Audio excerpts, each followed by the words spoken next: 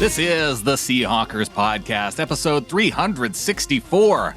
I'm Brandon Schultz of the Military Seahawkers, and joining me, my good buddy and Montana Seahawker, Adam Emmert.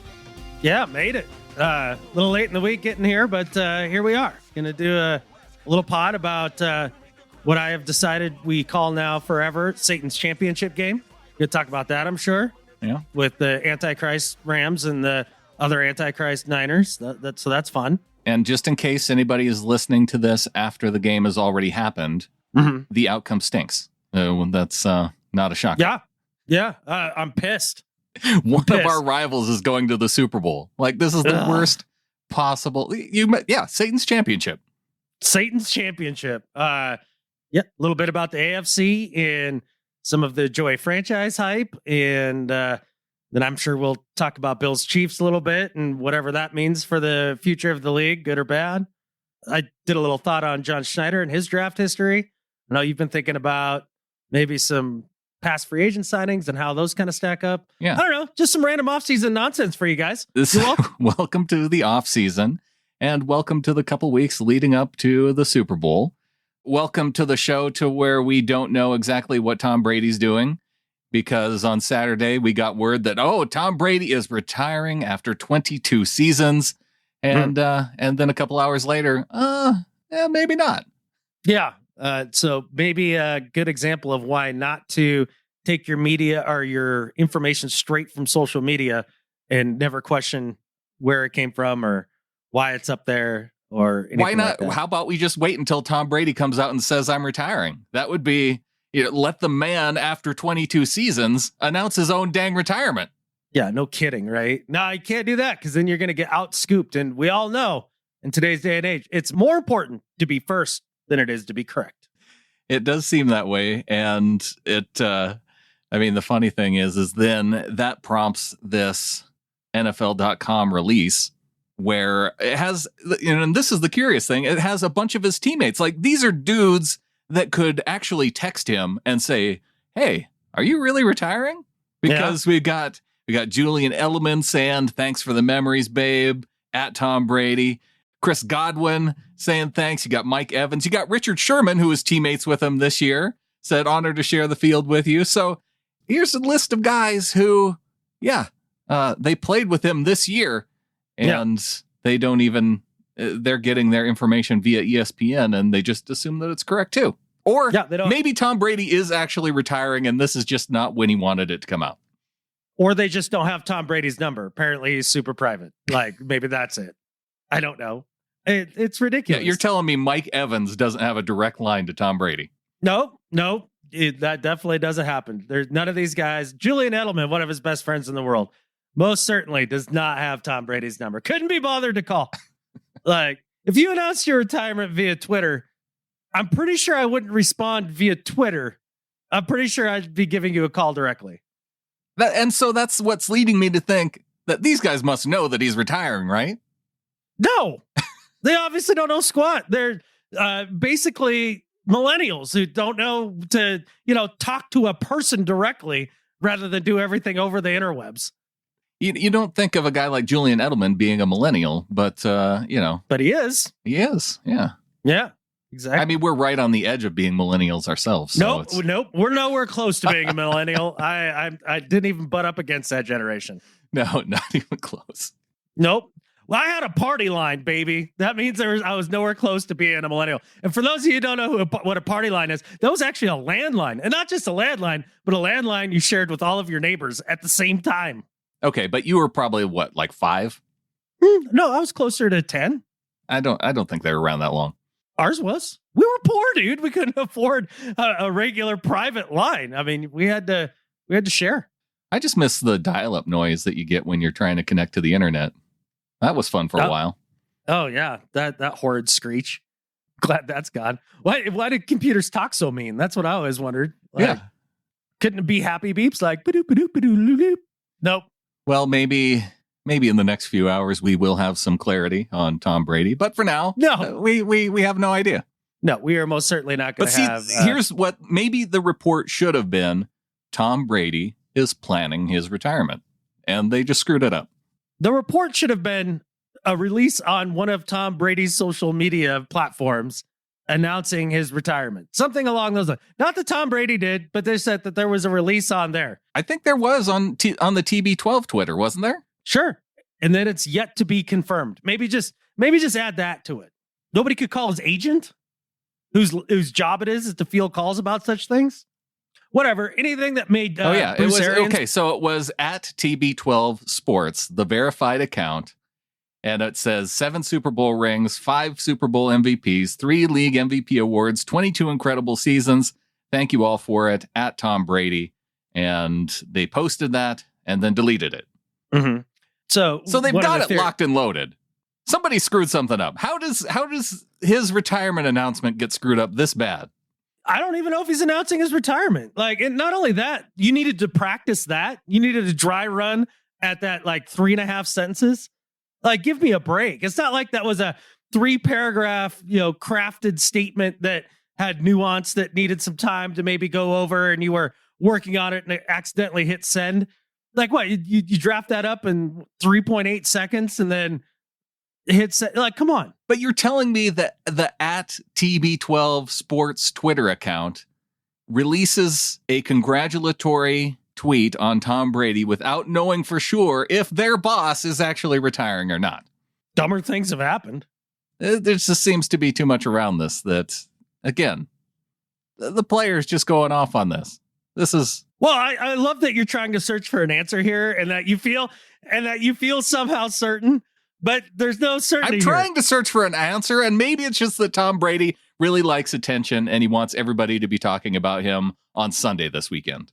Well, good catfish! God, could one of these all-time quarterbacks just make a decision about retirement, then walk to the podium, make the announcement, or better yet, Kyle Orton this catfish, just Irish goodbye the whole league. Just go into the locker room, just avoid the press, and just walk out the door, and then just never come back. Yeah. I mean, I don't understand all this. Between Brady and freaking Rodgers and Favre, just good Lord, just retire or don't. I get it. It's a big decision and all that, but then just think on it, make the decision, and then act on it one way or the other. I don't understand. And you also have to know you can't tell a ton of people. Otherwise, it's going to leak out ahead of time, which is probably what happened here. And he's trying to pull it back in. That's an amazing assumption you made right there. That we have no evidence whatsoever. I'm fishing for an explanation as to all this nonsense. Well, and the other thing is, Tom Brady is, I'm going to go out on a limb and say, just a little bit media savvy. You think he doesn't know that you can't flap your lips to everybody and not have something pop out? He's smarter than that. So that's the other thing here. It's unlikely. So you think that it just was made up and that Adam Schefter... I don't know. Was it Adam Schefter? Did he just want the scoop and just went with it? Who knows? What I'm saying is I don't know. None of us do. Exactly. And that's okay. I'm fine with it too. We'll find out when Tom Brady comes out and says something, one way or the other, out of his mouth. That'll be the closest thing that I believe to an actual announcement. Yeah.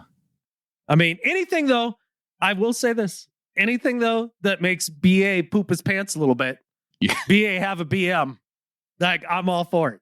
Just maybe he was fishing to see if BA would go ahead and announce his retirement too. And right. That way he could bring in his own coach here for this final season. Maybe. Enough Tom Brady. Enough talking about something we don't even know anything about. This is fun. Yeah. Yeah. We do know a little bit more about the Rodgers saga though, which is kind of fun. Do we? Sure. They hired Hackett as the head coach. Oh, for the Broncos. Yeah. And there's a zillion video clips of Aaron Rodgers basically singing the praises of Hackett and just how much fun he is to be around and how much fun he makes work. And it's the most enjoyable time he's had in the league and how they're the best of buddies and they'll probably go on a picnic in the sun one of these days. And yeah, they're just best friends. So if you're the Broncos, it's probably a pretty solid hire if you're trying to lure Rodgers up to the Rocky Mountains.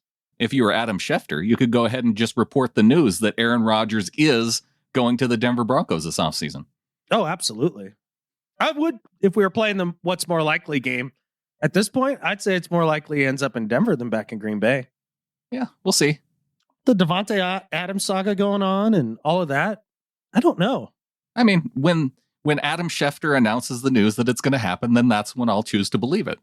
See, here's the funny part. You were trying to make some certainties out of something that was far thinner than this. And then the second I try to do something, you throw it right back in my face. I don't have Devontae Adams tweeting, hey, great time we had together in Green Bay. Thanks for the memories. Enjoy Denver.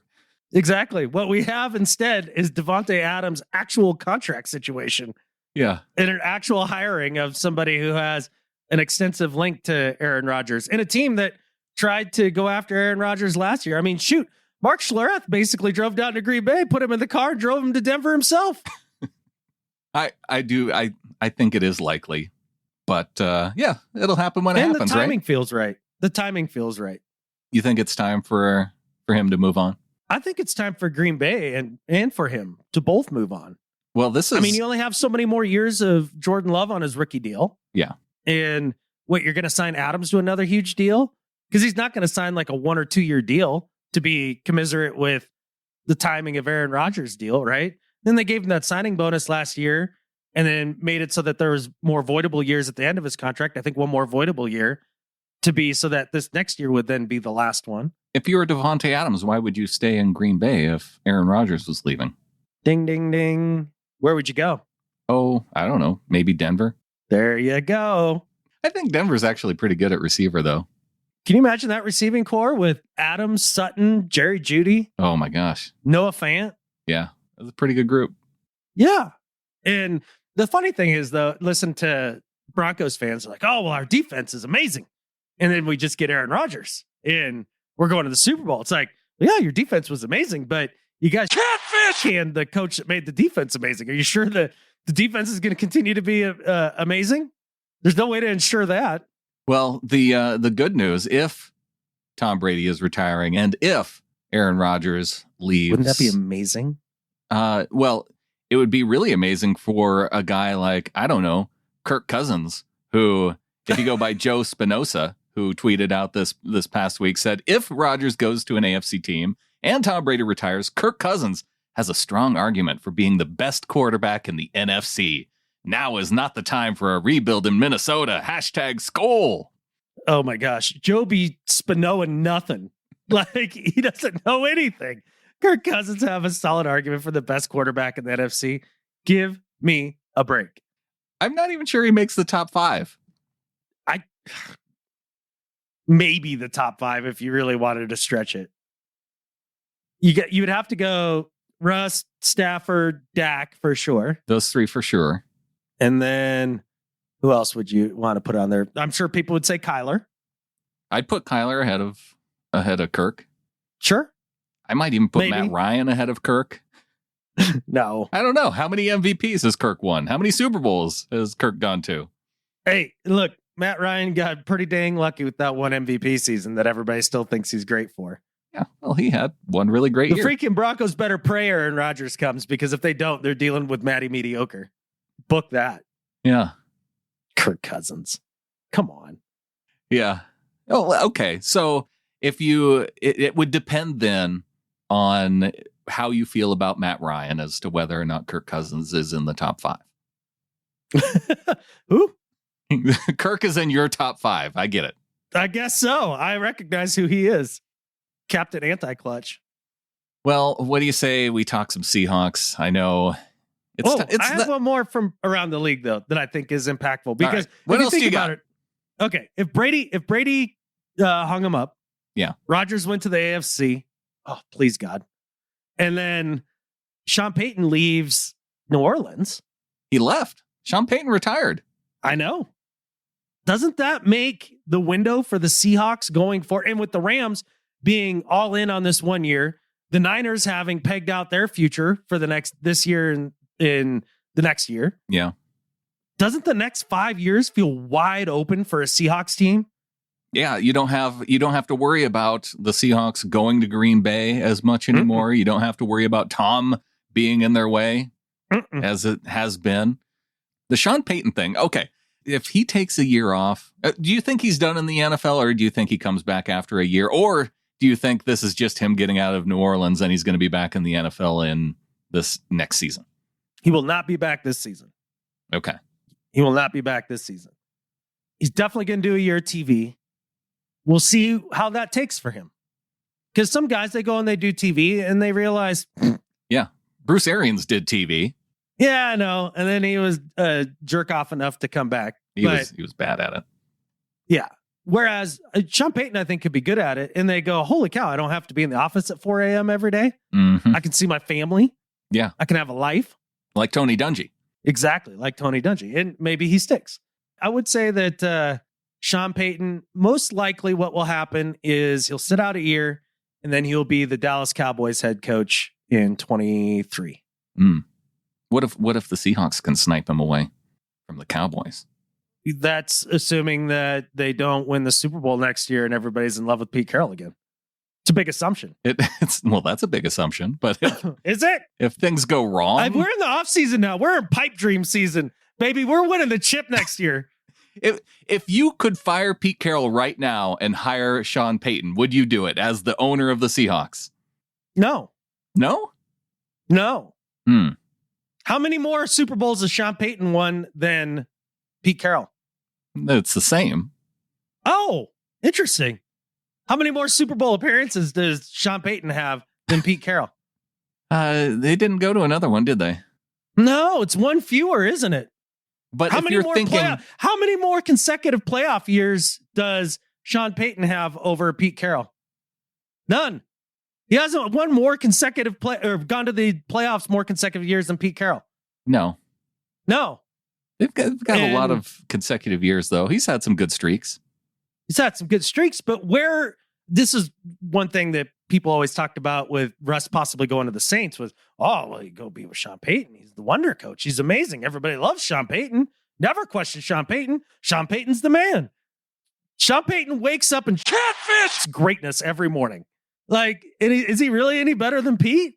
He's younger. In terms of record. I'm thinking of a guy, if you can get younger at the coaching spot and a guy who would pair well with Russ, yeah, I would make the move. Well, I'll tell you what, at this age, I guarantee you Sean Payton runs a faster 40 than Pete Carroll. I know. You definitely want to get younger a coach than that. It makes a difference. Yeah. I wonder who could throw the football further. Because I think Pete can't even throw his age anymore. Oh, my gosh. Yeah. I don't. Well, when have we seen reports of Sean Payton being able to throw his age? Exactly. And he used to be a quarterback. That's embarrassing. Why would you want Sean Payton? You've changed my mind. Screw Sean Payton. Facts. No, Sean Payton's a fine coach. I'm just saying, are we sure that's an upgrade? That's all. I don't know it's if an upgrade offensively. Having two Seans in the division, probably a bad idea. Although we would at that point have the good Sean. That's true. Yeah. How many more Super Bowls has Payton won over? Oh, he's won one. That's right. One. Yeah. He's the king of the Seans. They've each been to one, though. And that's how that's going to be after this weekend, too. Oh, gosh. Yeah, because the 49ers, I mean, we know that they have the Rams number. So it's inevitable that we're watching the 49ers in the Super Bowl, right? Yeah, it is. It might very well be Chiefs freaking Niners yet again. Again. And they're not even that good. Yeah, they lost to the Seahawks twice. Badly. Yeah. Like, come on, Green Bay. Kick a field goal. Jimmy even did his gamely gift wrap you the game throw. He did it. That game didn't even bother me as much as now going back to the Rams game against the Niners in the final week of the season. Ugh. Up 17-0, and you can't close out your division rival. And for them to come back, and now they're going to lose to them in the championship game. And that's who's good. The Niners are going to go to the Super Bowl because the Rams couldn't close out a 17-0 lead in the regular season. Yeah. Yeah. The Saints would have been in the playoffs instead. Right. Maybe Sean Payton's still coaching into next season, and then the Seahawks can hire him the following season.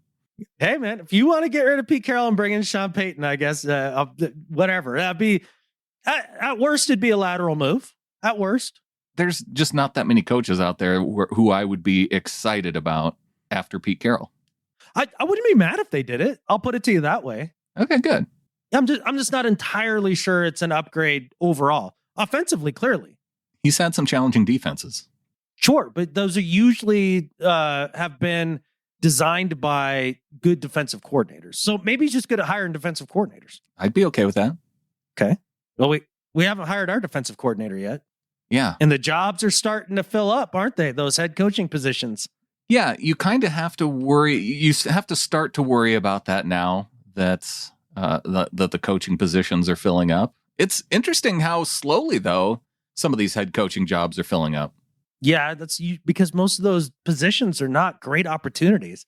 So at the end of the day, I'm more buoyed by the idea that the head coaching positions are becoming filled up, because that leaves some of your top tier candidates for DC available. Sure. Fangio and Flores, or Wink Martindale from the Ravens. I don't want him. Why? He is way too aggressive. Look, and maybe it balances out with Pete.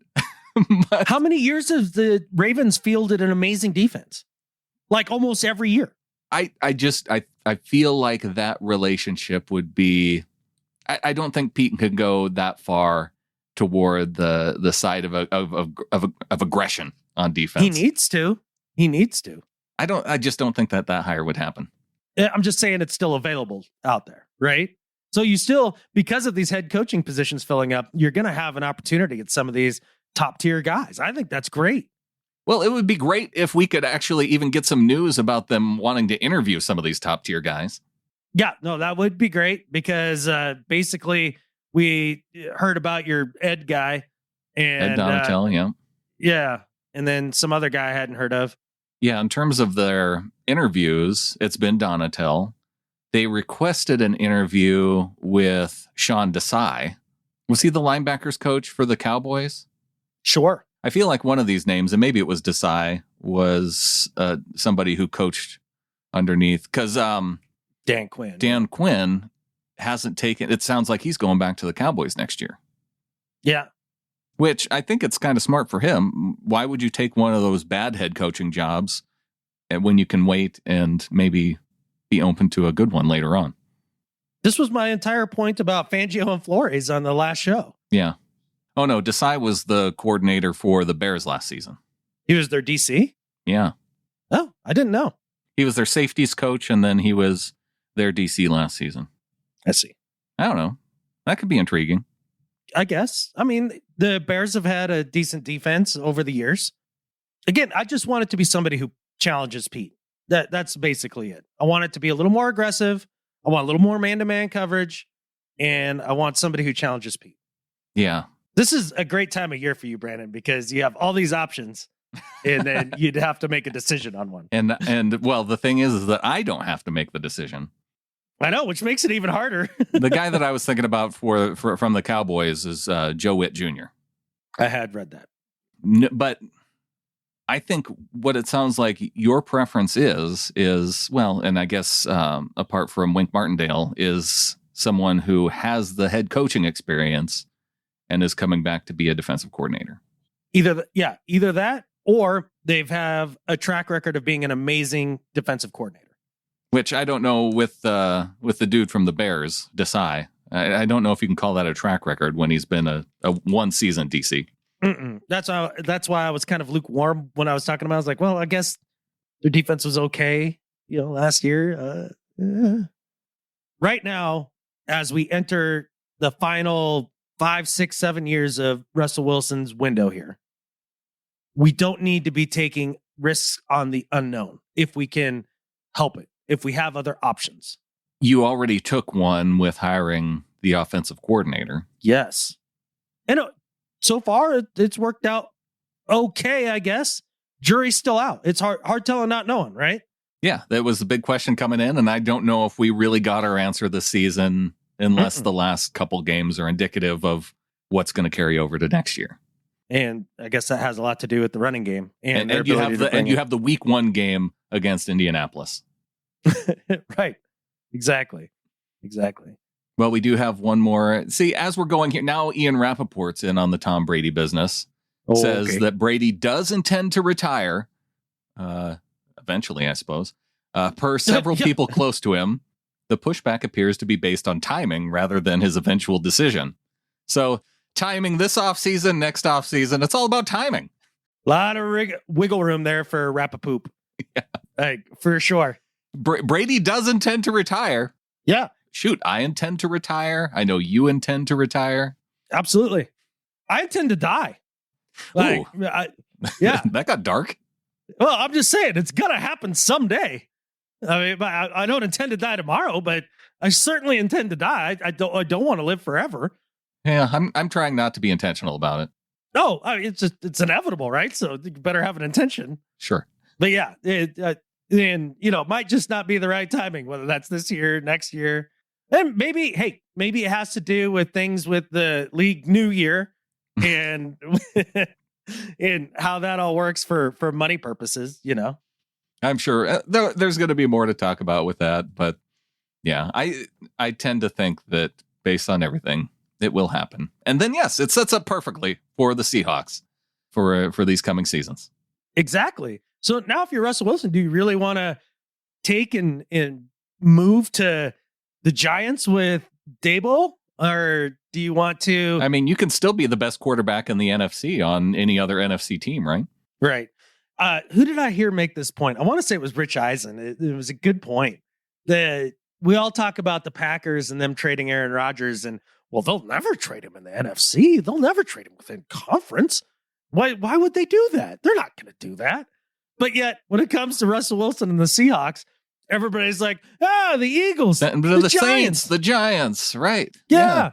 Why would the Seahawks be any more inclined to trade Russell Wilson in conference than the Packers would be to trade Aaron Rodgers in conference? No, that's a funny point. It is a funny point. It's not my point. It was Rich Eisen's point. And it was a good one. Yeah. Well, if Russell Wilson's staying, if they're keeping their offensive coordinator, if the only change that they're making is the defensive coordinator spot, then probably not time to make a move at general manager. Or, I mean, unless it's like what the Steelers GM is doing and saying he's stepping down after the draft. But I don't see a guy like John Schneider stepping down or retiring. Or I feel like the him and Pete, that relationship is still good. Yeah. I mean, there hasn't been one whisper about John moving on this offseason. Schefter hasn't said anything about it. Right. So there's that. But really, they're not breaking that team up. It's been painfully obvious if we were going to have huge sweeping changes along those lines, they would have happened already. So that's how that's going to be. The Steelers thing, though, that's very curious to me. Are they just afraid that they can't get another GM in soon enough to do the legwork to run the draft? Because it seems to me if you're going to bring in a new GM, wouldn't you want to bring him in so he could actually do the draft instead of having the old one draft it and then be like, peace? Well, part of the problem is now that you're getting into, we've got the East-West Shrine game this weekend. We've got Senior Bowl next weekend. So if you your GM, I guess you could still have some of the people in place that do that type of scouting work. But I think the idea is generally their league new year for the I'm glad you're catching up. For that part of the front office ends after the draft. Okay. Because you have free agency. Those guys are scouting free agents. They're scouting that makes sense. Players. You're doing all that throughout the year, right? And the college players and all that. And now this is close to the finish line of your league last year. Right. Or your league current year. So that makes the most clean breaking point. And I suppose I don't know why you necessarily announce it now. Why you got to put that information out at this point of the year? But that way you have it out there among league circles through the other candidates that you might hire for GM. You put the bug in their ear. So if they do get offered a job, say, I don't know, in like Jacksonville, and you're like, well, I mean, I could take that, or I could hold out for a Steelers job, which seems a lot more steady. A little bit more, stable. Right. Let's put it that way. Well, John Schneider has been stable, and I know that you've been wanting to kind of review his performance now that we're into the offseason. Yeah. And I know that, you've been kind of looking over some of the past moves within the draft. I'm curious to see what you've come up with.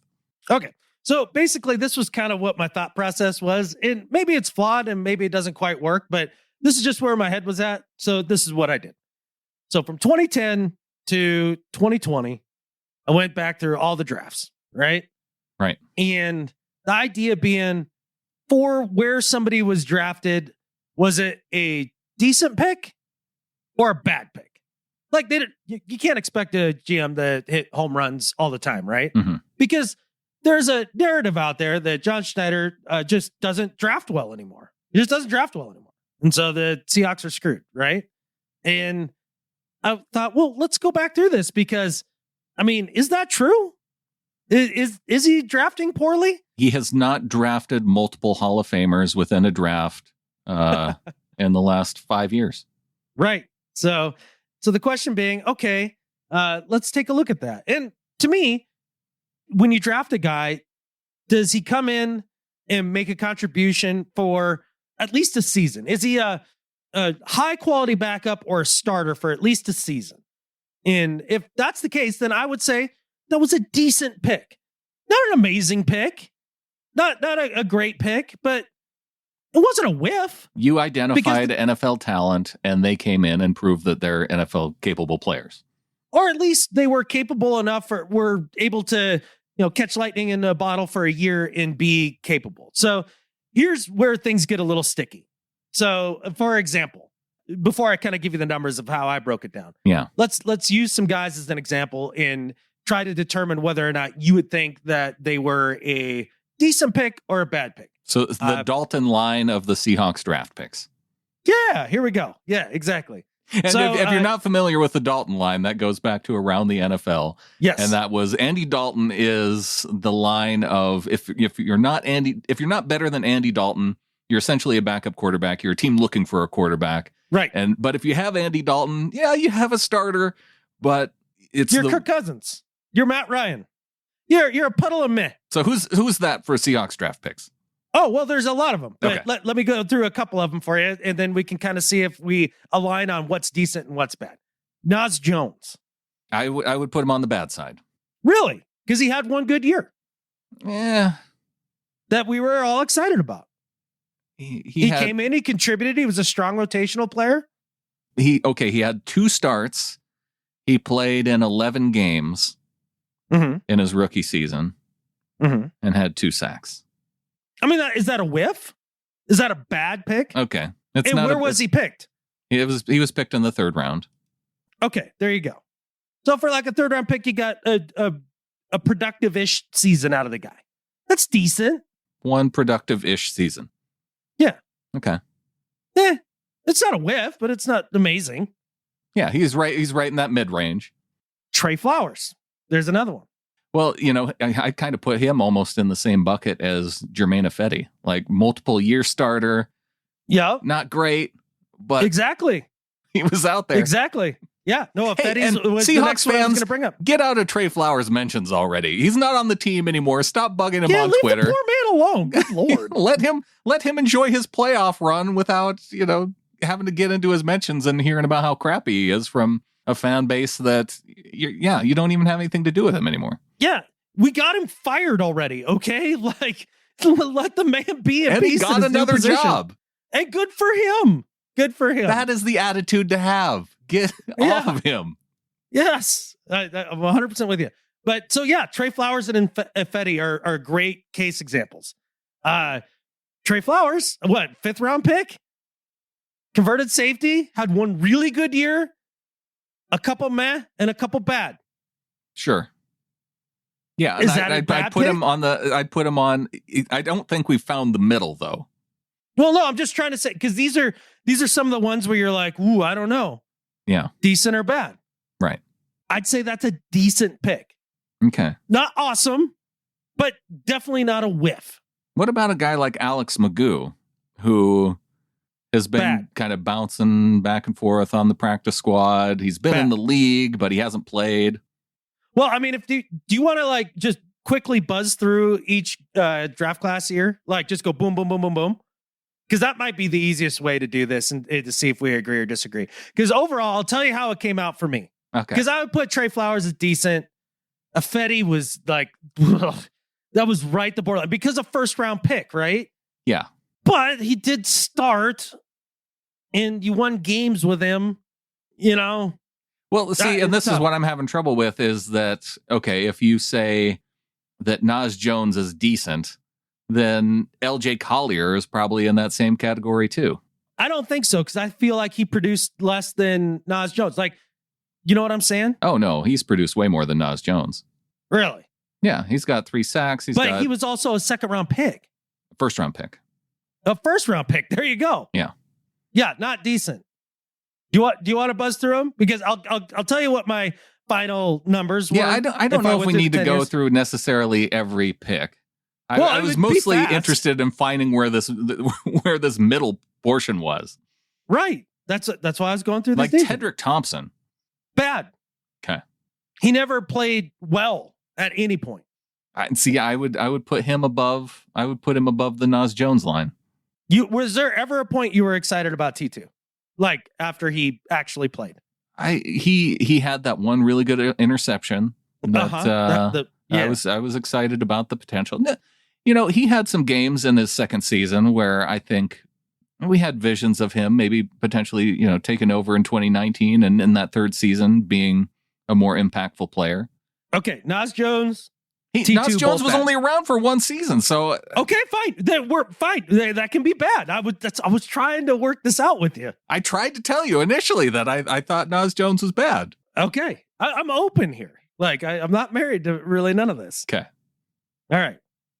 So as I went through, so you can kind of get a feel for where the line is. You get an idea. Mm-hmm. Like Ugo Amadi, decent pick.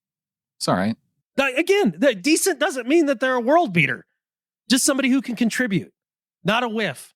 Okay, let's put the line at Trey Flowers. Okay. Does that screw up your analysis if I put it there? Is that too high? It feels a little too high. Because I tend to rank this. This is why we should just go through it real quick. We'd already be done with it. How far back are we going? 2010. Well, we know that 2011, 2012 drafts were amazing. Well, that's why I say if you go through it, you'll have a better understanding of that. Because 2012, they had 6 decent guys, in my opinion. I just don't know if people want to listen to every single name of every single player the Seahawks have drafted. Well, the more you find it, the longer it takes. That's for damn sure. So that's fine. We're already past that line. So I guess if we're not going to go through so that we have an argument that everybody can kind of wrap their heads around, then at the end of it, I had 55 decent picks, 50 bad picks. And then I went through the undrafted guys. We've had 6 undrafted free agents that have been decent or better. Yeah. And I just put those in the decent column. So that gets you to 61. I don't count the whiffs in undrafted free agency because those are home run swings no matter what, right? Okay. Like I just can't count those against you. So I've got 61 decent picks over the years and 50 bad picks. Okay. And I think as a whole over your entire time, I think I would actually like to work backwards because the argument is John Schneider recently hasn't done as well as he did initially. Okay. So let's look at that because that's the narrative, right? Yeah. So and if you go 2021, you got Dwayne Eskridge, Trey Brown. We're excited about. Eskridge isn't a whiff. I didn't do 2021 because it's just really too early to tell. So let me tell you this. In 2010, 2011, and 2012, I had them having 6 decent picks in each of those drafts. In each draft, okay. Yeah. In 17, 18, 19, and 20, I had 5, 6, 5, and 7. So an average of 6. Right. So is he really picking that much worse than he did early on? He's just not getting Hall of Famers. Yeah. So this idea that he stinks at the draft. Now, the one thing you can't actually have, I think, criticism of is the idea of always trading down early in the drafts and that maybe not having, good returns overall. But well, and that's something that, gosh, even if you go back to 2012 and 2011, They were trading down. I mean, the only one they didn't really trade out of was the 2010. And did they trade back, I think, before they took Earl? They may have.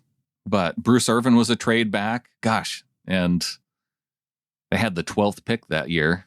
They could have had Fletcher Cox, who was taken at number 12. Well, here, let's go through this real quick. So, 2020, Jordan Brooks, decent. Darrell Taylor, decent. Damian Lewis, decent. Colby Parkinson. I'm not sure I'm ready to say whiff yet. No. DJ Dallas, he's been a contributor. Sure. There's another one.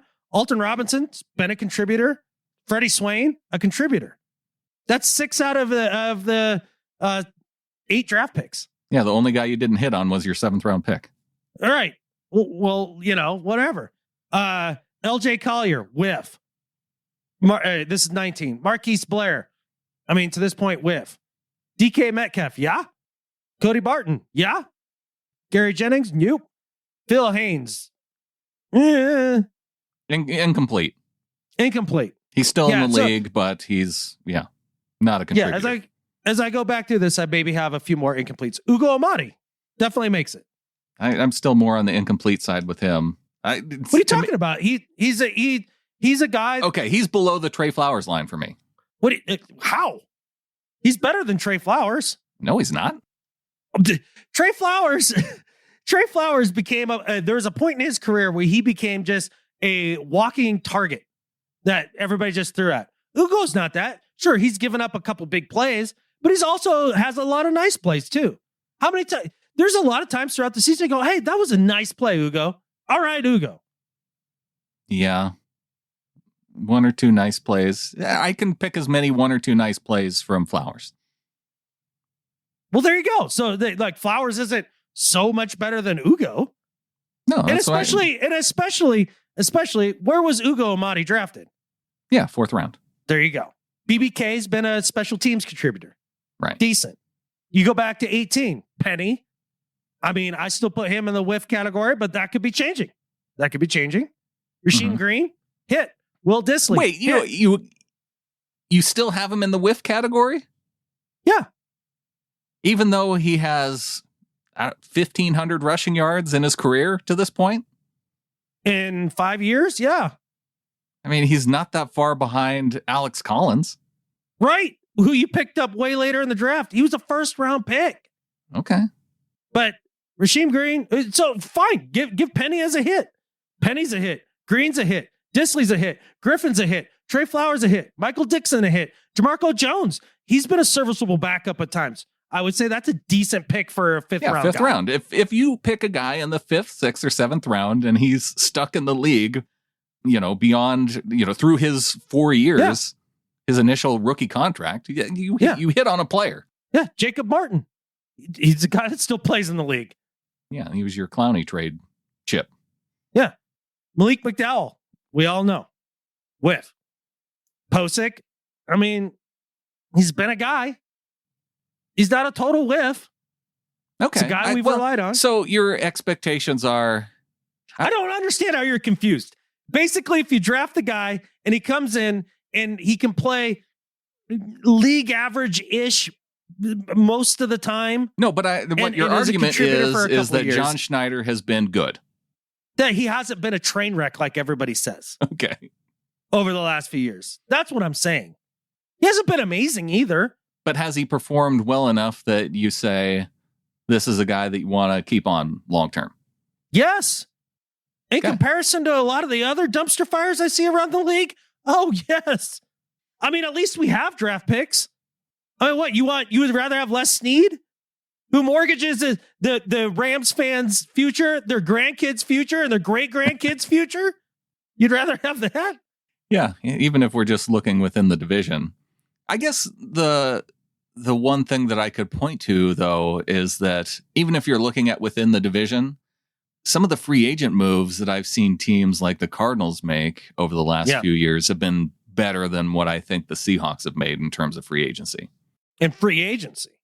Well, that's a job of the general manager, too. It's not just making draft picks. I would disagree on that because D-Hop wasn't a free agent.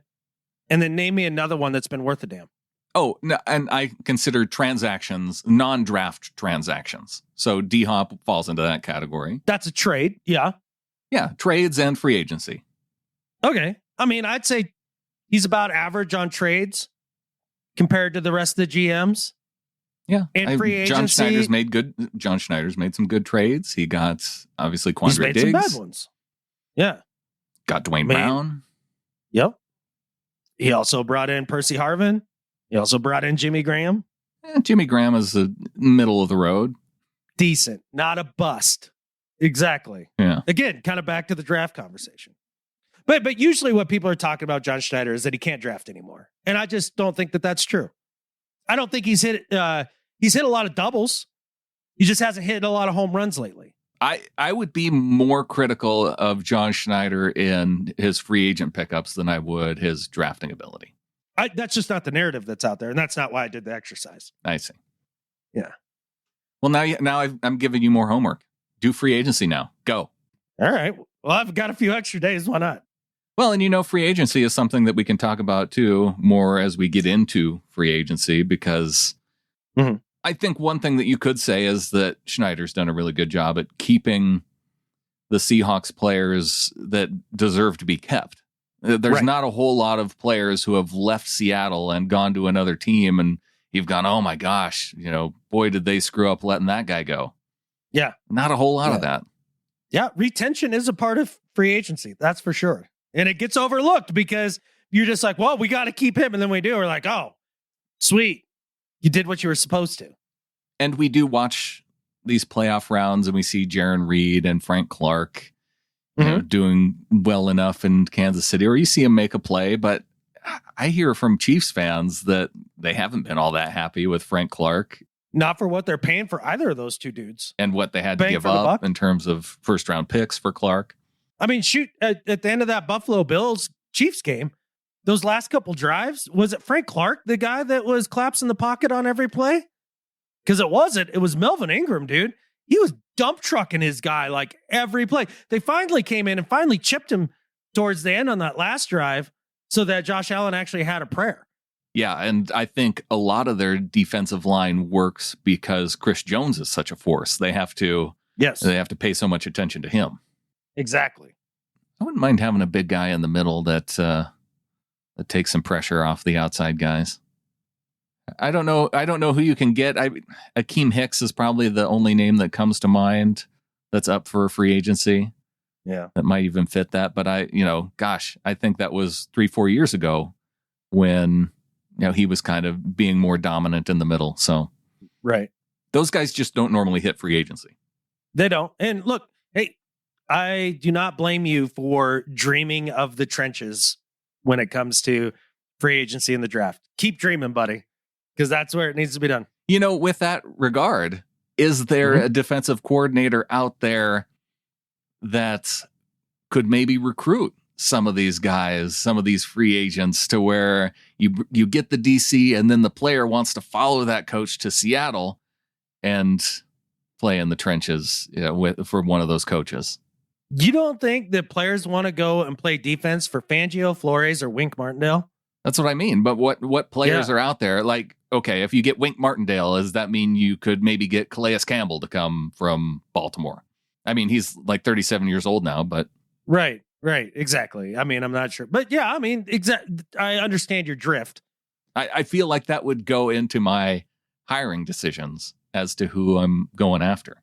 Well, I mean... those coaches have made defensive players a lot of money over the years. So even if you don't have a direct tie, if you look and you go, oh, geez, well, if I can play in his system, I'm going to get paid. Yeah. And then you could maybe get a Michael Bennett type who has been underachieving a little bit early in his career and can show up and really ball out and then get paid. That's what you're hoping for. We need more Michael Bennett and Cliff Averill players in free agency. Mm-hmm.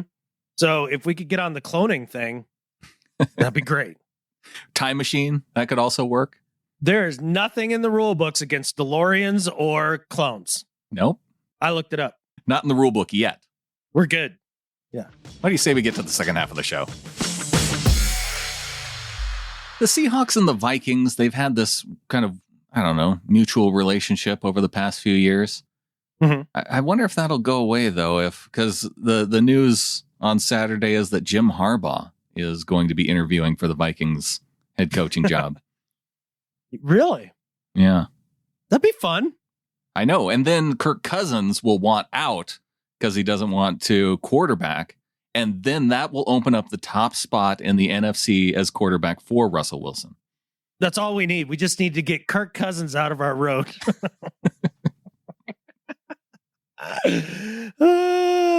Yeah. Hey, look, I don't blame Harbaugh. That's a decent job. I mean, Cousins isn't trash. No. He's just not very clutch. Yeah. He's that type. He's like a Brad Johnson type, right? That can't win a Super Bowl where Brad Johnson could. Yeah. Well, no, I'm saying Kirk Cousins could win a Super Bowl, but he would need an all-time defense, a head coach that knows the secrets of the team he's facing in the Super Bowl. He just would need all the things to win a Super Bowl. Like Rich Gannon. Right. Who didn't win. But got really close. He should have won. Yeah. And lost to Brad Johnson. Two all-timers going at it against each other in the Super Bowl. Dude, Rich Gannon was pretty damn good for about 2-3 years there towards the end of his career. He was an MVP. Oh, I know. Yeah. Okay. Just saying, don't sleep on the Gannon. Hey, Matt Ryan was an MVP. Yeah, I know, but Rich Gannon was actually good. Well, we're at least guaranteed one good quarterback in the Super Bowl coming up. Either Joey Franchise or the Mahomes? I would like Burrow. Oh, yeah. I would like Burrow coming out of the draft. I thought most people wanted to comp him with Brady. I thought he was more like Montana, like had a little bit of running ability, actually. Great leader, nice touch on the ball. And he's actually showed all of that and good toughness. He showed all that in Cincinnati. Now, the whole, oh my gosh, Cincinnati's going to the Super Bowl thing, like, no, that's not happening. They're a year early. They're just a year early, and they've overachieved for this year. And that's awesome. Good for them. I'm really happy for them. But they're not getting past the Chiefs. If anything showed us in that divisional round game is that their offensive line is not ready. They need some work on the offensive line. Yeah. And then we saw in the Super Bowl that the Chiefs are this year's champion. What? The Super Bowl. The Chiefs and Bills. That was the Super Bowl this year. Oh, yeah. Yeah. I don't know if you knew. I just wanted to throw it out there to make sure that you knew. The Chiefs Bills, that was the Super Bowl. Yeah, well, I wish I was talking about that more than the overtime rules after that game. But yeah, I feel like that should have been more the narrative this past week, is that was the Super Bowl. Look, anybody who doesn't like the overtime rules doesn't understand that defense is a third of the game, and that they just had the opportunity to play defense first, the Bills, and failed. So that's how that is. We just have to get to the point to where we've decided that this is the way that overtime is going to be. And I think people got it in their mind that things could change when the overtime rules did change. And they changed it from you could, kick a field goal and win in overtime. And because, gosh, I went my whole life with you could get into overtime and kick a field goal, and that's the rules. And that's just how it was. And we also have gone our whole life with people whining about it. Well, people whined about it enough about the field goal winning that they found another option. Right. And guess where we're right back to? Crybaby catfish asses. I don't think we're going to find an overtime rule that people aren't going to whine about. Ding! So why change it? Well, a lot of people point to the college rule, which makes overtime, it has the potential to make overtime forever. You can switch it to the college rule, which takes football and makes it a completely different game. Yes, you could do that. And then there's other options where, you talk about dueling 2-point conversions, essentially, which again isn't football. Yeah, it's just one play. I want overtime to be more football, not some other game. Like the whole shootout thing in hockey. That's not hockey. Even the soccer, the penalty, or what do they do in soccer for when they, the kick thing? Yeah. I don't know. Whatever it is they do in soccer after, 60 minutes of 0-0, eye-numbing, boring, then they do something that might be exciting. Sure. So I guess, I wouldn't want more soccer. I'd want it to just be over. So maybe that makes sense for soccer. But So you're in on the soccer overtime. Okay. Yeah, just to get soccer over with. But yes, I want more football, not some other game with totally different rules. Gosh, if you're giving each quarterback one touch of the football, you're getting a lot more football. Sure, but the game isn't how many times your quarterback touches the football. The game is your special teams, your defense, and your offense all do a good enough job in tandem and together to cover up for each other's weaknesses and accentuate the other's strengths to win the game, not just how many times your quarterback touches the ball. And it's overtime. I'm fine. In overtime, you can limit the amount of time. It works for me. Well, it is. It's a quarter. 10 minutes. They changed that, the amount of time that overtime can be before it goes to a tie. But in the playoffs, you'll have as many 10-minute periods as possible, right? But you're actually playing all scores. phases of the game. You're actually playing all phases of the game. And that's what's important to me. I want the whole football team to participate in freaking overtime, not just like a quarterback skills challenge towards the end. Yeah, if it has to be that every quarterback touches the ball, then you're changing it to something completely different. And to Bills Mafia's credit, I don't hear too many of them really whining and complaining about this. Oh, well, they can't. They can't whine about it because their special teams failed late in the game and their defense failed late in the game. Right. If you want your quarterback to touch the ball again, force him to a field goal or less. No, it's that simple. All you have to do is not give up the worst thing, which is a touchdown. That's all you've got to do. And not only that, but if you hold them to a 3-and-out or even, no points. Yeah. Then at that point, your quarterback now has the advantage because now field goal wins. And people just gloss over that. Like it's no big deal. Like, wow, that doesn't even anything out at all. That's a huge advantage. If you have a great defense, you defer and you stop them. Holy smokes, you're in the driver's seat. Let me throw out one other thing, because I think, have you heard of the spot and choose? Because that makes it into kind of a football. You're not giving anything up. It's just you're making the decision difficult for a team. So with the spot and choose for overtime, the team that gets to flip a coin, and let's say I win the toss, I get to pick the spot. So I say the 1 yard line.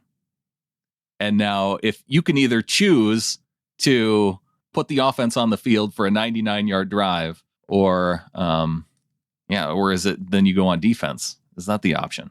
Right, you can choose. So you would say, so the one team says, all right, I won the coin toss, I say the 1 yard line.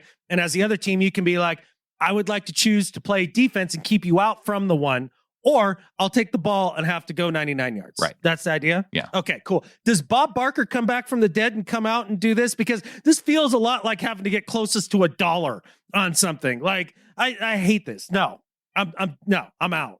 I'm just trying to pick an option that would still be football. Yeah. How about just the current overtime rules as they are? And if you don't get the ball, play defense and get the ball back. Play a third of the game. Play a third of the game. Defense matters. It's a part of the game. Yeah. Both the Bills and the Chiefs almost lost that game because they haven't invested enough resources and defensive depth, and they didn't have enough conditioning to hold up. They both played pretty good defense for 3.5 quarters and then ran out of gas. Yeah, the coin toss goes the other way. I would agree that, yes, the Bills win that game then. Yeah.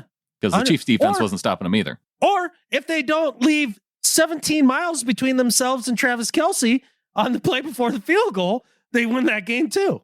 13 seconds on the clock, and they allow 2 plays to drive into field goal range. Oh, and what was the first one was the Hill, right? The first play?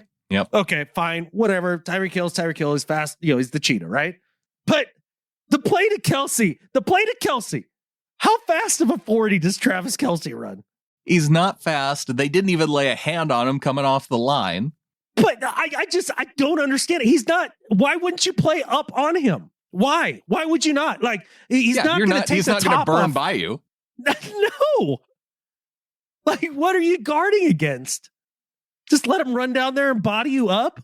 Well, they were trying to keep everybody in front of them, which is what they were trying to do on the Tyreek Hill play too, which is why he was allowed to catch the ball and had 3 blockers out ahead of him.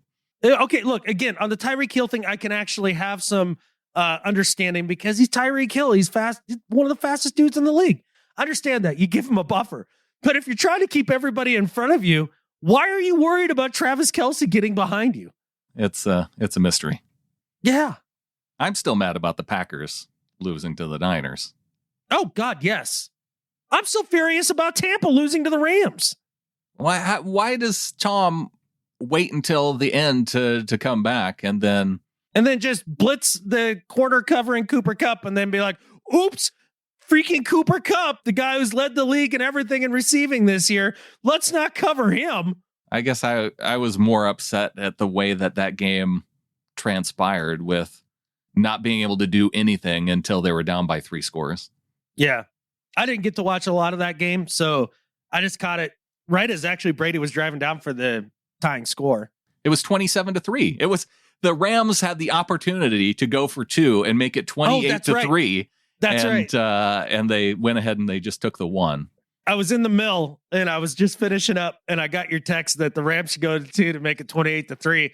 And I both laughed and almost threw my phone at the same time, knowing that the Rams were up that much, but also too, that was a funny text. Tom would have. I had to be in California while both of these Satan spawns of teams made it to the NFC Championship game. I am going to be watching, though, to see just how many 49ers fans are going to be in that building, because initially when the tickets went on sale for the championship game, they were restricting the ticket sales to people only within the Los Angeles zip code, which I guess was them trying to limit it so more San Francisco fans couldn't buy tickets. But I think there's a lot of San Francisco fans that probably live in LA. Yeah, in fact, probably a few more than actual Rams fans, because I love the idea that all of the other than the 5 actual full-time Rams fans, all these bandwagon ones that have hopped on here in the last 7 weeks. Yeah. Like, I love how they all are like, oh, we got to keep the Niners fans out of our house. How dare us sell our tickets to anybody else? You got to be, so loyal to the Rams. Like, we're the catfish for you to begin with. Yeah. Remember when Todd Gurley had to beg you to come to the freaking stadium? You piece of crap fan base. Give me a break. Or when the announcers had to explain over their PA that you need to be quiet when the offense is on the field, and then wait till the defense is on the field to make noise. Yeah. Or get excited when they have a sack. Yeah, we're not that many years separated from LA announcers explaining the rules to the fans in the stadium. Yep, they just gave up now because they realize they're so dumb in fair weather, they're never going to get it into their head consistently. Well, I tend to think that a lot of the season tickets are people who bought tickets for the sole purpose of reselling. And if 49ers fans are just going to be the ones happening to be paying more on the open market for them, then that's what's going to happen. Yeah. I would think that we would see something similar if the Raiders were to make the playoffs. Do you think Goodell poisons half of the 49ers squad? Do you think the referees, I'm just curious which avenue the league will use to try to ensure that the Rams get their Super Bowl in their 1 Super Bowl window year in their home stadium to make all their fair weather fans happy so that they all can print freaking money. Yeah. How do you think they're going to do it? Crash a blimp into it? Once the Rams are up and then they just call the game? I don't know. I'm open to suggestions. Well, it's going to take something because, like we talked about before, the Niners have the Rams number. So if the Rams win this game, does that not prove the fix is in? It should, right? I just realized the other day that there's different types of aluminum foil that you can buy, different grades of it. Get the green box while you're making your hat, folks. It's the extra thick stuff. That's what we need right now. You're telling me that the government has a way to get in through the thinner tinfoil? If you don't think they do, you have not been paying attention. Can you double up? Can you do 2-ply? Oh, if you don't do 2-ply, I don't know what you even started to do, because you gotta have the shiny side pointing both towards your head and out. If you have the matte side pointing either way, you're screwed. Now you made it an antenna. Yeah. And you basically be parroting Roger Goodell talking points. So just pump it right into your brain. Don't screw that up. Shiny side out, folks. Have you seen this gross map it says more of America rooting for Bengals to advance to Super Bowl than any other team left. And it's one of these maps where the different colors for each of the teams. The funny thing is that California isn't even blue for the Rams. It's Arizona, Nevada, Wisconsin, Michigan, and then Pennsylvania, New Jersey, Massachusetts, Maine, and Rhode Island are your team are your states that are rooting for the Rams, which is weird. Yeah. Makes sense. And then entirely out west, including Montana, Idaho, and Washington, is Niners country. How gross is that? Yeah, I mean, it's gross, but it's only because we're not there. If we were in the championship game, yeah, but why couldn't we be Bengals or Chiefs country? They're just a long ways away. But I will say this, Brandon. Yeah, but Maine is on the other side from LA, and they're going for LA. Yeah, look, you try to explain Roger Goodell's conspiracy. If you can find sense in it, I'll shake your hand. But I was in California this whole last weekend. Yeah. You bet your ass I wore Seahawks stuff everywhere I went. I wore my Seahawks hard hat in the mill. I wore Seahawks crap everywhere. How many people do you think came up to me to talk mad smack, considering both LA team and the Santa Clara team was in the NFC Championship game? Take a guess. What's your over under? 1.5. Yeah. And where would you go with that? 1. 0. Not one person. Nobody gives a catfish down there about those two craptastic satanic cult teams. Ugh.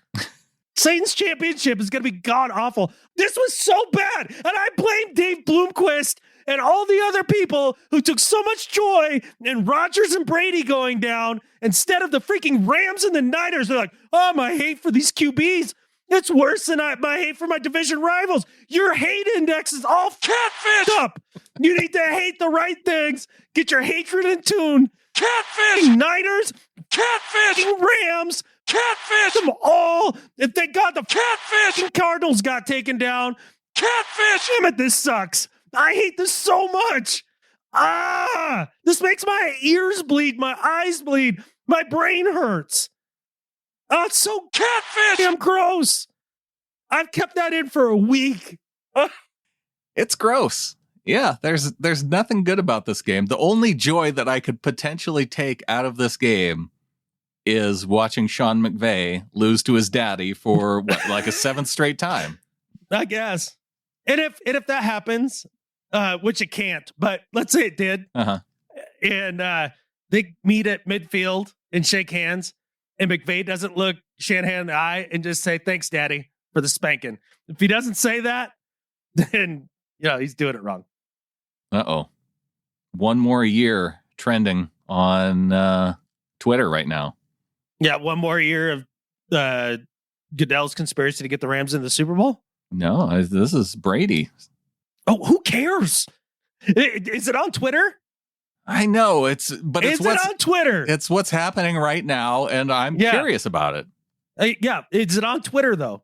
This is the worst possible time to be recording this. I want to know. I want answers. Yeah. Well, you can't handle the truth. Okay. All right. Let's welcome some members of the flock. Good, because those people are real. And they made real decisions. They did. Starting with Andrew Thackerberry, who came in at $60 for the year. Welcome to the flock to Andrew. Dude, appreciate it a ton, bud. Another guy who's come to step up and take us a step higher this season as we really strive to expand the show here. That's awesome. And I mean, one of the most awesome things about it is that this is such a very nice time for you to come in and become a member of the flock, because the offseason can be, well, actually January is when we have the most people drop off because it's the end of the season. Some people just like to support during the season. They don't need all the offseason talk, and so that's fine. That's cool. But for those of you who are in it for the full year, every year, all around, January, February, March, great times to get in the flock. Absolutely. We'll put it to you this way. If we provide value to you through the most difficult times of the season, like when we have to watch freaking Rams and Niners and Satan's championship, shouldn't you pony up and provide some value back? Value for value, guys. Come on. Everett came in providing some value, and talk about finding value in the show. Listen to this. 13-year-old Seahawks fan from Massachusetts at your service. Heck yeah, buddy. I have no actual ties to Seattle or the Seahawks, and yet I still ended up rooting for them. Despite having no other Hawks fans nearby, my passion for them has only grown over time. Being surrounded by Pats fans has been rough, and having you guys in my ear has been a great help. I've been listening on and off for about a year. For most of the season, I was really busy with school and sports, but a broken wrist has helped me free up my schedule, and I've gotten back into the podcast. I have now officially moved on from being a freeloader. I love listening to Adam's rants. Has anyone ever told you you're kind of like Kyle Brandt from Good Morning Football? And Brandon's calm analysis. Praying we don't trade Russ. Go Hawks from Everett. No, go Hawks, Everett. First off, sorry about the wrist, buddy. Like that's a tough break for sure. Heal up. Second, the idea that you didn't get sucked into that terrible New England fan base and become a Pats fan, that only proves that you have better taste than the entire Northeast. You're the man, dude. At 13, you knew better. Like, I was dumb at 13. You're a genius. That's awesome, man. I'm just so proud. I am very proud, too, but I do feel like we almost need a disclaimer of some sort that, he says that he's no longer a freeloader. Right. I'm fine with extending the freeloader grace period of 2 years and saying that it doesn't kick in till, I don't know, you're old enough to hold down a job. So, if you're finding, if you're Everett, you're exceptional. In at 13, that's very cool. Yeah, but I think if you are below the age of 18, you can be a freeloader until you're 18, and then you don't even have to call yourself a freeloader. Just a very smart young person. I mean, I had a job at 16, so I feel like that's yeah. But we don't have to promote more child labor, right? I suppose, yeah. Yeah, although I had a job at freaking 14, man. I will say, though, too, that I believe in the value for value model, that to the point that, I set aside money for my kids if they want to help support creators, whether it's art or whether it's, YouTube. I absolutely support it. Oh, 100%. Yeah. Yeah. Now, here's the thing. If you can scam it out of your parents, that's all the better. Like, if you didn't have to go out and, earn it yourself while you're doing school and sports and healing up from a broken wrist, you know what I mean? Like, just, if you can scam your parents out of it. It's not a scam. That is. That's a scam, and I love it. Chris Babin comes in at $5 a month. Welcome to the flock to Chris. Welcome, buddy. I also have to thank our executive producers, DCH, Dustin Mock, and Brian Shaw. And yes, thanks to our new members of the flock, Andrew, Everett, and Chris. And if you want to get in the flock, you can go to getintheflock.com. Become a member of the flock. $3 a month and above gets you into our Discord channel, where we've been shooting each other messages throughout the offseason so far. And at $12 a month and above, you can get into our more exclusive Facebook group, where there's just a little more interaction than there is on the Discord, especially in the offseason. So once again, check it out, getintheflock.com, and we'll read your note, give you a thanks on an upcoming show. Like Gordon Smith here, who sent in a message via getintheflock.com. He says, I have remained silent in the background, enjoying the conversation, but Adam, ditch Disley? 2 years paying his dues to get into pass catching rotation? Solid determination and focus coming back from injury, and his hands are better than Everett. Adam, do better! Look, man, it pains me to say it. I didn't like to have that take, but I mean, facts, logic, and reason, they all came together and they said the injuries have caught up to him, Yeah, I'm with Gordon. You need to do better. Oh, whatever. Fine. Stab me right in the back. You didn't say anything about it on the podcast, and Gordon writes in. I'm pretty sure that I talked about leaning Disley. All right. Well, you and Gordon can start a podcast. How about that? I want to be traded. I want to be traded. I'm going to send out some podcasts I wish to be traded to through my agent. Yeah. I don't care if I'm under contract. You don't want to be traded, but there's 4 other podcasts that you would go to. If I were to be traded. If you were to be traded. Yeah, exactly.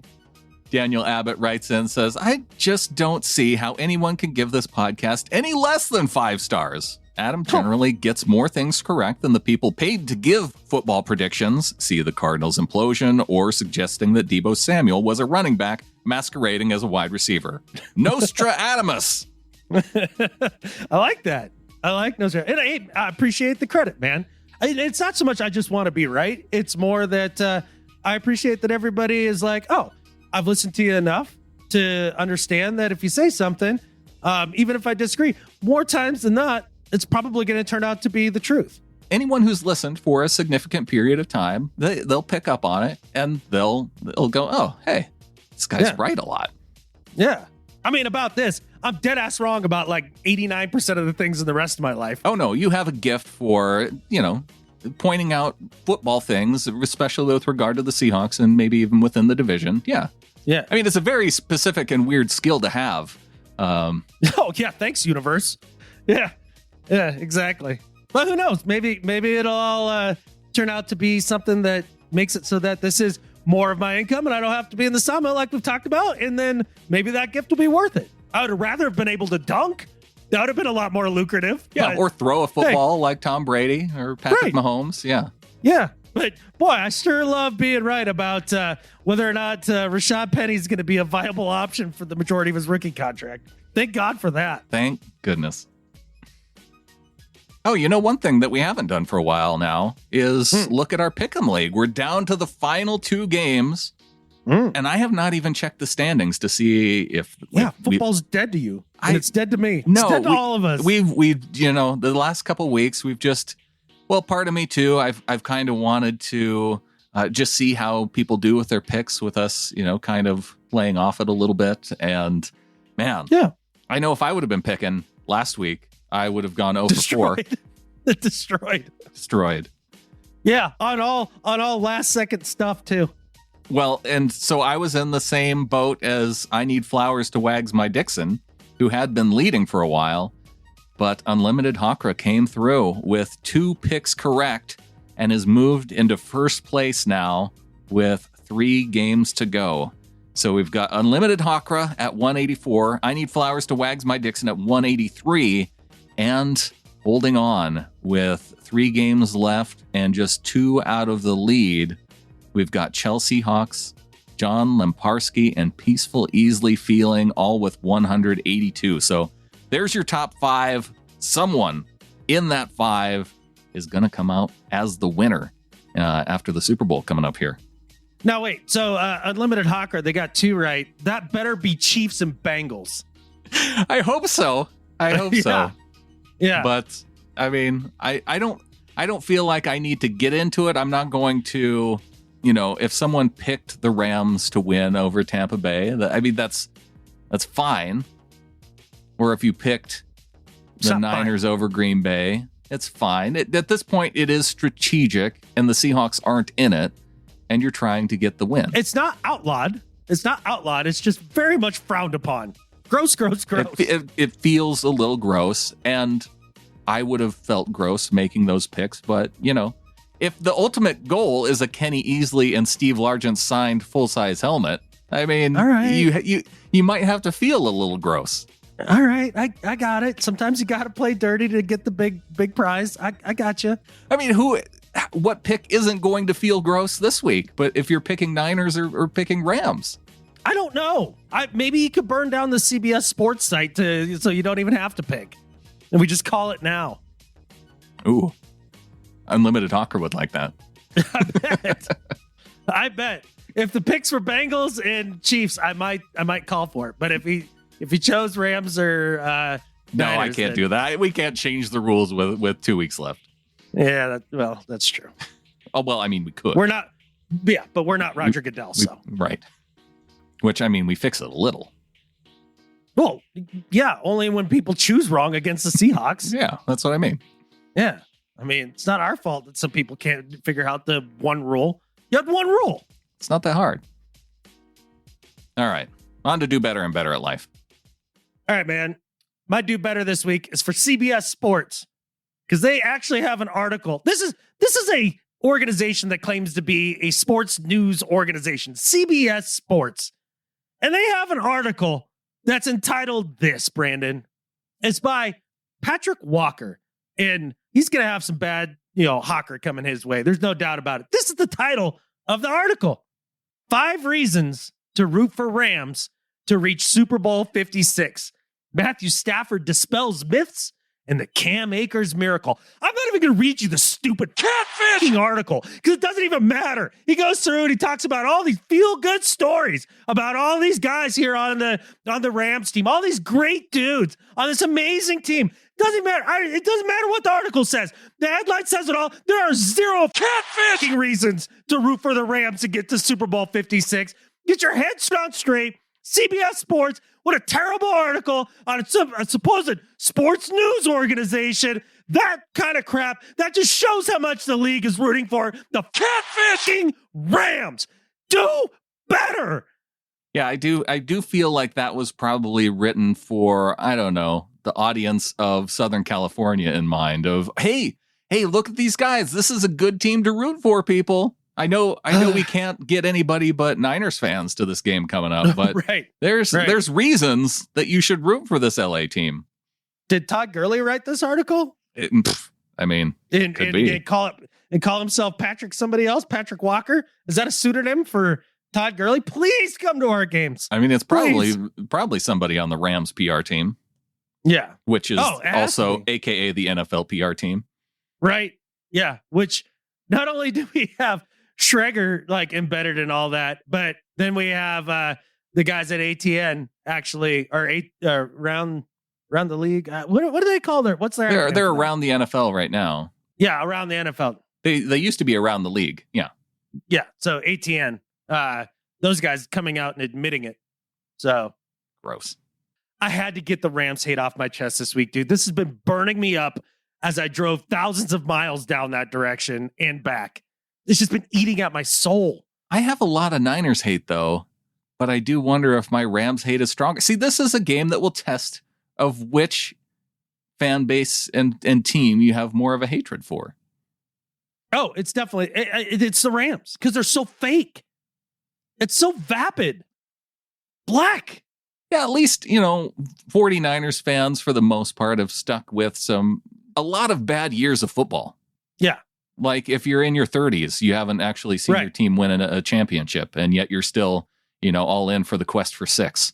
I mean, you're not a fan base who has Stan Kroenke play robber baron and steal a team from St. Louis and sneak it off in the night to freaking LA. And then all of a sudden you're like, oh, I'm a Rams fan again. No, I mean, that you just have to deal with, as a Niners fan, them moving it out of San Francisco and into San Jose and still calling it San Francisco for your team name. But yeah, well, still in the general vicinity, I suppose. It's still in the Bay Area. There it is. Yeah. All right. My do better this week is for eBay. I'm so sick of them. They limited my account this week because I had some stuff up there. I had some Tom Brady stuff up there that would have been awfully nice to have up for sale when he announced his retirement. That would have been cool. But I also had a couple, like one of my kids collects Pokemon cards, and you can usually put like the code cards up there for, I don't know, 50 cents or whatever. So people who play the online game, they buy the code cards. Okay. Well, the thing is that when people buy them and you have a stamp, you can just drop them in an envelope, ship them off.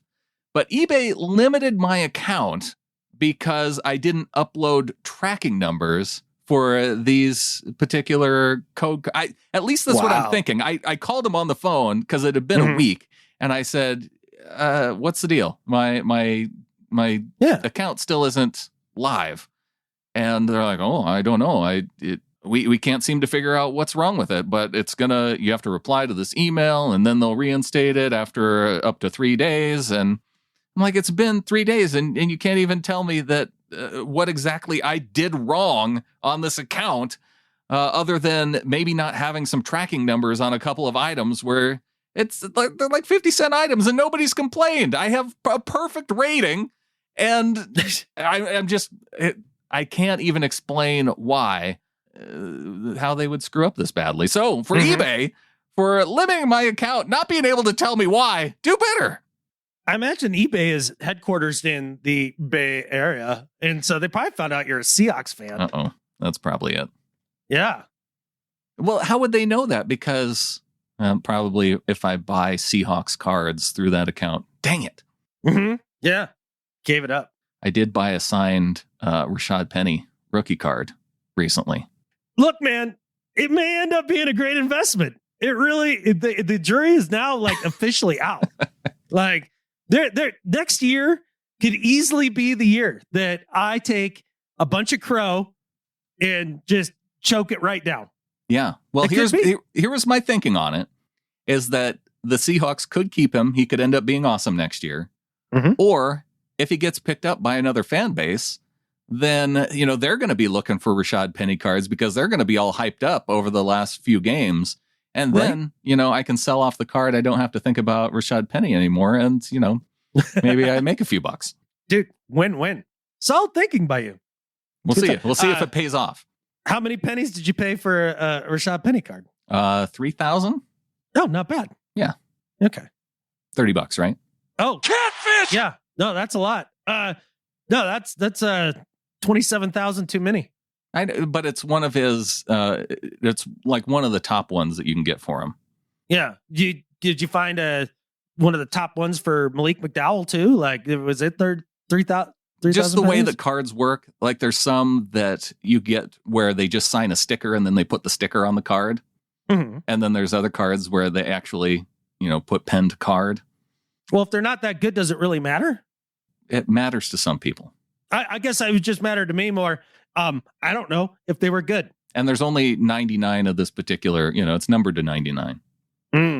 Yeah. Like I said, if I lose $30, okay. Yeah. All right. Well, you'll at least break even. Maybe. We'll see. Well, we'll see. Inflation might get you. Who knows? I mean, I still have that $30 from when we bet on the Panthers over the Cardinals and then lost money the following 2 weeks. So, that paid for the card. So there we go. Mm-hmm. Yeah. Well, there you go. There you go. On to Better at Life. All right, man. My Better at Life than Skip Bayless this week is for the NFL. Oh.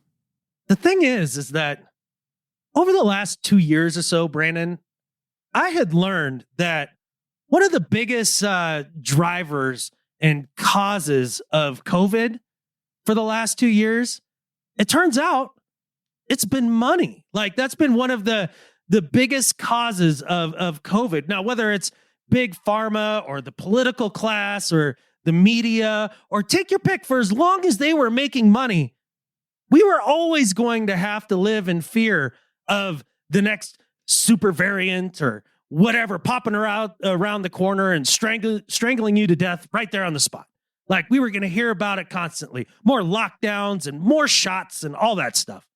But the NFL, they actually have found the cure to COVID. It turns out that it's money. It's a lot like how radiation is to cancer. That originally we found out that radiation causes cancer. And then later on, we found out that radiation can also help cure cancer. Well, it turns out it's the same thing with money and COVID. I didn't know. You didn't know. But now we all freaking know. Call the president, call the WHO. The NFL has found the cure to COVID, and it's money. And the reason I know that is now that they're making so much money throughout the playoffs of this NFL season, how many positive cases of COVID have popped up in the primetime players? Yeah. How many? I think the answer is I'm going to put the over-under at 0.5, and I'm going to take the under. There you go. So at this point, we now know that if we can profit more off of COVID just going away than we do for being terrified of it, it will actually go away. So thank you to the NFL. They have found the cure to COVID. Turns out it's money. You guys are amazing. Better at life than Skip Bayless. I did hear, though, it sounds like they just made it so it's honor system. Like, if you're feeling symptoms, then that's when you should get tested. And it just went away. And it just went away. You know what I started doing, Brandon? I started blending up a $2 bill in my morning smoothie. Man, a little Jefferson coursing through your veins, you're good to go. I just got over COVID in a day. Yeah. $2 bills, baby. It just turns out $2 bills. Yeah. Money's the cure. We're going to get classified with all those other podcasts that have all the COVID cures now, right? Yeah. Well, if you think that one's serious, then got some oceanfront property next to Cliff Kingsbury's house in Arizona to sell you. Well, my Better at Life this week, it's for Secret Base up on YouTube for reminding its 1 million subscribers about just this great NFC Championship game that happened a couple years back in the 2014 season. We got a 15-minute video of Russell Wilson and Jermaine Kearse and that storyline against the Packers, coming off a loss by the Packers in the playoffs of showing where they choked once again. So I do feel a little bit sympathetic toward Packers fans because, you don't, after you lose to the 49ers, like, do you really need a reminder of how you got dominated by the Seahawks in those final moments of that 24? No, but they got it. And they did get it. And it was glorious. It was a great 15-minute video by Secret Base. If you haven't checked it out, go find it on YouTube. You get all of the backstory of Matt Hasselbeck calling the coin toss back when the Packers and Seahawks faced off so many years, wanting the ball, we're going to score, and then how it culminated in Russell Wilson actually scoring in the overtime period. Aaron Rodgers doesn't get to touch the ball in overtime because we drove down the field and scored a touchdown. One thing I forgot about that was just how clutch that Doug Baldwin catch was to get them over midfield that set up that ultimate touchdown pass to Jermaine Kearse. But a fun video, a good reminder of that game, and to Secret Base for putting it all together. Better at life than Skip Bayless. Totally agree. I've actually been saving that for tonight because Brittany was going to be very late getting off of work. And so I could sit and watch it in peace and put it up on the big screen because I have lots of extra power today from the sun. So yeah, looking forward to it, man. You will enjoy it. Those deep rewinds are good. I need to go back and watch some more of them. Oh, there's lots of good ones. Yeah, I just came across them because of this. Oh, interesting. Yeah, they have some really, really interesting ones. Well, I think there's one about the Harbaugh-Carroll beef. Oh, you know what? Okay, I may have seen that one. Yeah. That one sounds familiar. All right. Well, cool. Got stuff to do. Maybe I'll watch that instead of watching Satan's Championship. What game? And with that, there's only one thing left to say. Go Hawks. Go Hawks.